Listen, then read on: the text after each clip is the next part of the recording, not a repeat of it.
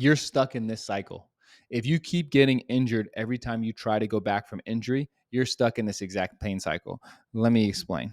So, what typically happens is the injury happens. We get injured, pain, inflammation, maybe break a bone, break a tendon, and then you rest. Activity is stopped. Your break heals, your tendon heals, your inflammation goes down, your pain goes down, whatever. Pain improves, symptoms decrease. Great.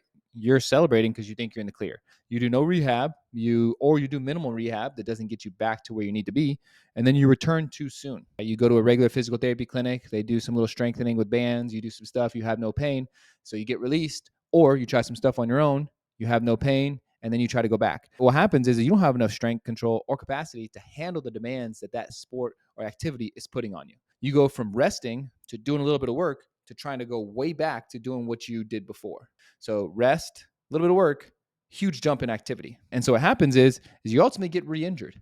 You're stuck in the cycle of injury, rest. I feel better. I go back too soon and I get re-injured. And then what happens is you get injured again and then you go back to resting. And you're stuck in this cycle. Let me get some of this cleared off here. I can't tell you how many times I've seen it. So why the cycle happens. These are just some quick points that I want to kind of address. So pain masks the real problem. So you have pain, you think that's the problem, when the pain is just a symptom. You probably have poor mobility, you probably have decreased range of motion, you probably have decreased strength, power, whatever it is, but the pain goes away, so you think you're good. Then the next is weakness and movement issues are not addressed. That's kind of what I said in the beginning, in the first one there. So you get rid of your pain, but your weakness and your movement issues are not addressed. You rest a little bit, you feel better, and you go back. You don't try to make the tissues more resilient. You don't try to get back to a higher capacity of tendons, of muscles. You just feel better, so you go back. Tissue capacity isn't rebuilt. You're not going to get tissue capacity and a lot of overload by resting, and then your pain improves and going back. It's going to come from strengthening. It's going to come from loading those tissues. It's going to come from stressing those tissues in a controlled manner, all the way up from when they get stressed here to when they get healed here. Rest, stress them a little bit until they can handle the demands of your sport or your activity or whatever. The athlete returns before they're ready and they don't have the qualities that their sport demands. Last one is the body breaks down again. You're stuck in this cycle of re-injury. And then you're wondering, what happened? I got out of pain. I did a little bit of stuff and then I went back and I'm hurt. Well, you didn't do the right things, and you didn't do it enough, and you didn't do it gradual enough. Or what happens is your pain improves, and you try to spike it back up, and you're like, "Oh, my pain come back. I'm not ready." Well, you can't go from here to here. You try to jump up there and say, "Oh, I feel better. Let me go back to doing what I need to do." And the pain comes back. You're like, "Oh, I'm not ready. Maybe I just can't do this anymore. Maybe I'm too old. Maybe I just have bad knees or have a bad back, and this sport isn't for me." When you haven't even tried a graded approach. So, how to break the cycle? Number one, restore full strength and control.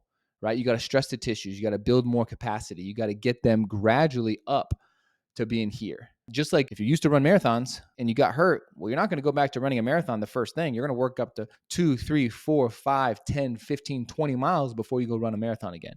But for some reason, we don't think the same way when it comes to football injuries, basketball injuries, or weightlifting injuries. We just try to go back to here when that is not the way to do it. Build muscle capacity progressively, like I just said. Build that up slowly so that way you can get back to here like you want to get. Train movement, quality, and mechanics. Introduce the movements that you're going to do in your sport. If you're going to be deadlifting, do lighter deadlifts. You don't avoid the movement completely. If you're going to be running, start jogging before you run.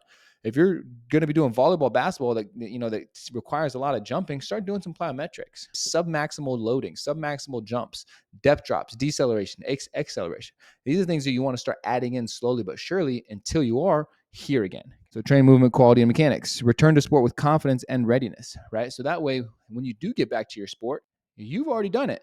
You've been training all the way here. You've stressed your body enough to when you get in the game or when you get back to your activity, you're like, oh, my body is ready for this. I put it through the ringer. I gradually went up. So I know that my body is bulletproof and it can handle this activity again. And then stay consistent with the plan.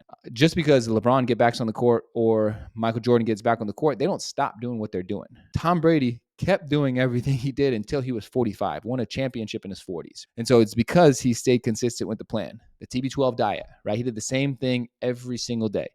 There's some basketball players like Kawhi Leonard. He's notorious for doing the same thing every single day, the same workout every single day. Now he's been, plagued with injury concerns. That's another story, but his routine is exactly the same. Tom Brady's routine is exactly the same.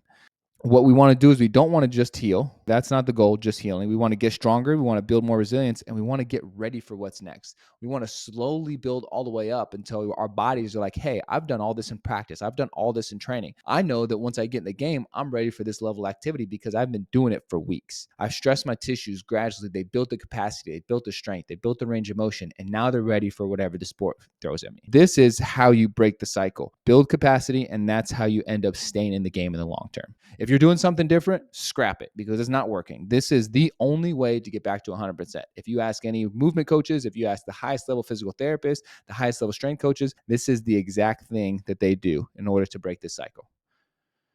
If you found this helpful, save and follow for more content just like this. If you found this helpful, like, comment, and subscribe for more content just like this.